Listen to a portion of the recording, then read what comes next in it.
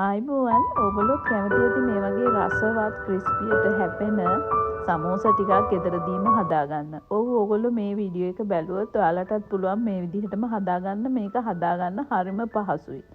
ඉතින් කඩෙන් ගන්නේ නැතුව අඩු වියදමකින් පිරිසිදුව පිළිවෙලට මේ විදිහට ගෙදරදීම සමෝසා ටිකක් අපි හදාගමු. අමුත්තන්ට සංග්‍රහ කරන්න වුණත් මේක හදලා තියාගෙන දෙන්න පුළුවන්. ඒ වගේම තමයි තේ වෙලාවට වුණත් අපිට හදාගෙන කන්න පුළුවන්. ඉතින් අපි බලමු කොහොමද හදන්නේ කියලා. මුලින්ම මම මේකට පාන් පිටි කෝප්ප දෙකක් එකතු කරනවා. ඒකට ලුණු එකතු කරනවා. ඊට පස්සේ ඒකටම අපි තෙල් එකතු කරනවා. දැන් සූදුරු ටිකකුත් එකතු කරලා මේ ටික අපි අනා ගන්නවා. ඉතින් අතින්ම අනා ගමු. හොඳට අත පිරිසිදු කරගෙන ඇවිත් ඊට පස්සේ අපි මේකට වතුර එකතු කරනවා. දැන් මේකේ පදම වෙන්න ඕනේ අතේ ඇලෙන්නේ නැති ගාන. ඉතින් අතේ ඇලෙන්නේ නැති වෙන්න මේක මේ විදිහට අනා ගන්නවා.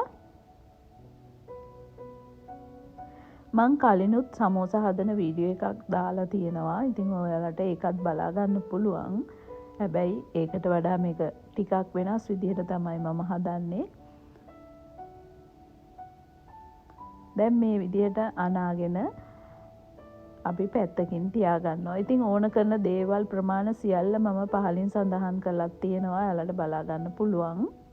දැන් අපි මිශ්‍රණය හදා ගන්නවා. ඇතුළත මිශ්‍රණය. ඒකට තෙල් එකතු කරනවා භාජනයක් අරගෙන. ඒ තෙල් ටික රත් වෙනකොට සූදුරු එකතු කරනවා. ඒකටම කපාගත්තු ලුණු ටිකත් අපි එකතු කරනවා. දැන් තලාගත්තු සුදු ලුණු ඉඟුරුත් අපි ඒකටම එකතු කරනවා.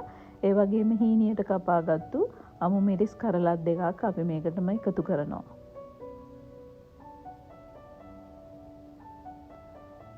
අපිට පුළුවන් කරපිංචා ටිකකුත් මේ විදිහට පුංචියට කපාගෙන එකතු කරන්න. දැන් ග්‍රීන් පීස් තියෙනවා නම් ගෙදර ඒන් ටිකකුත් එකතු කරන්න. කෝප්ප භාගයක් විතර.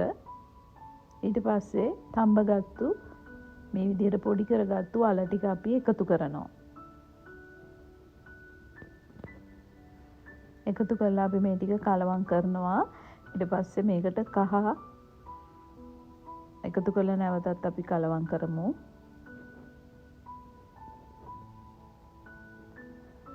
ලුණු අවශ්‍ය පමණට එකතු කරනවා. අපි 3-5ක් මේ විදිහට එකතු කරමු.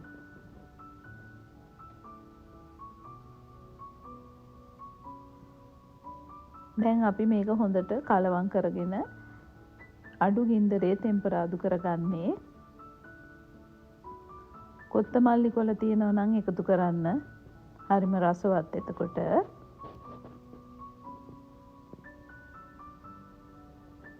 ඒ වගේම ටිකක් සැර ඕන නම් මේ වගේ මිරිස් කුඩු ටිකකුත් එකතු කරන්න පුළුවන්.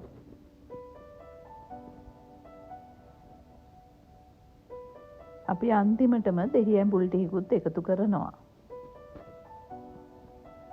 දැන් මේක හොඳට කලවම් කරලා පොඩ්ඩක් නිමෙන්න තියාගන්නවා. දැන් අපේ පිටි මිශ්‍රණයෙන් ටිකක් අරගෙන මේ විදිහට අපි දිග ඇර ගන්නවා. ඉතින් ඕගොල්ලන්ට කටර් එකක් භාවිතා කරලා පොඩි පොඩි රවුම් කපා ගන්නත් පුළුවන්.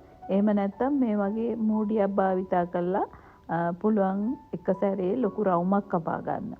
ඊට පස්සේ අපි ඒක 4කට බෙදනවා මේ විදිහට.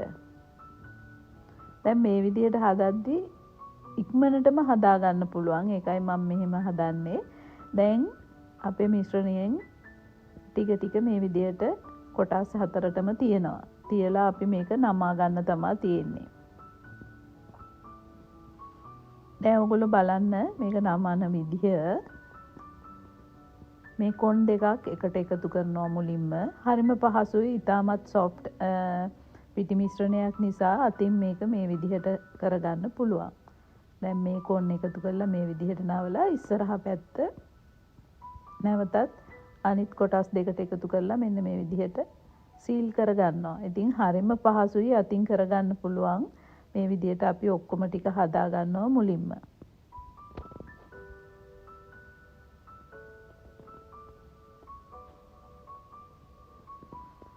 ඊට පස්සේ අපි මේ ටික බැද ගන්නවා. ඉතින් බදිද්දී තෙල් ගොඩාක් රත් වෙලා බදින්න එපා. එතකොට ඉක්මනට කර වෙලා යන්න පුළුවන්. ඇතුළත තැම්බෙන්නේ නැතුව. මේ විදිහට සියල්ල බැදගෙන රස බලන්න. ඉතින් ලයික් එකක් දාලා කමෙන්ට් එකක් දාලා ෂෙයා කරන්නත් අමතක කරන්න එපා. මාත් එක දිගටම රැඳිලා ඉන්න මේ වගේ වීඩියෝස් බලන්නත්. ඉතින් ඔයාලා හැමෝටම සුබම සුබ දවසක්. ගිහිල්ලා එන්නම්. ආයුබෝවන්.